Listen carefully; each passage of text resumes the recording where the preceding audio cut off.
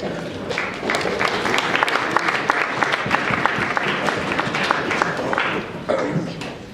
morning. According to the dictionary, family is a six-letter word that means any group of persons closely related by blood. To me, family means a lot more than that. Three very important people in my life are my younger brother David and my two cousins Haley and Drew. One unique fact about us is that we are mirror families. Haley and I are the same age, only 6 months and 6 days apart, and David and Drew are the same age, only 6 weeks apart. We all got along very well, and we fit and work perfectly together. One really great example of this is when our families would go out to dinner together. Every once in a while, we would meet at our favorite restaurant, the Boathouse. There, the parents would have one table and the kids would get another. As soon as we were alone and without supervision, we would devise a plan to make our famous concoction. This would entail waiting until the meal was over and taking a glass half full of water and adding anything we could to it. We would add crayon shavings, ketchup, mustard, sugar, leftover food, and anything that we could find. Looking back now, I see how disgusting it was, and I would like to apologize to the waiters who had to clean up after us. Even though we know it was disgusting, to this day, whenever we eat together, we still talk about it and how much we enjoy making it. Fast forward to every holiday we spent together, and you will see us playing our all-time favorite game, Apples to Apples. The four of us have spent so many hours playing this game that we have perfected what card we should give to each person in order to win.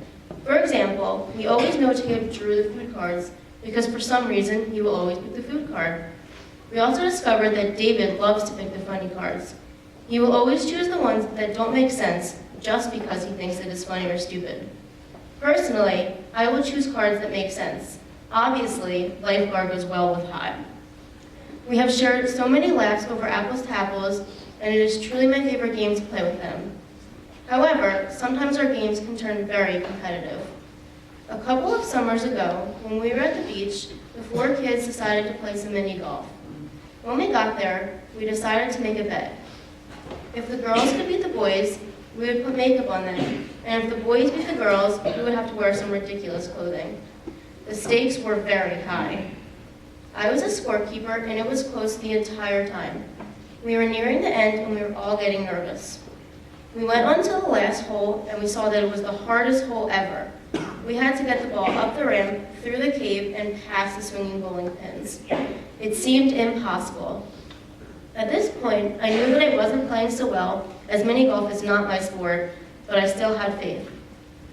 At the very end, I did the honors of counting up the score and happily announced that the girls won. To this day, we still haven't put makeup on the boys, but mark my words, we will. I know that I am a very lucky person, and I am blessed to have a great brother and cousins who I rarely fight with. We get along so well, and I couldn't ask for anything better. They love me for who I am, and that is all that matters.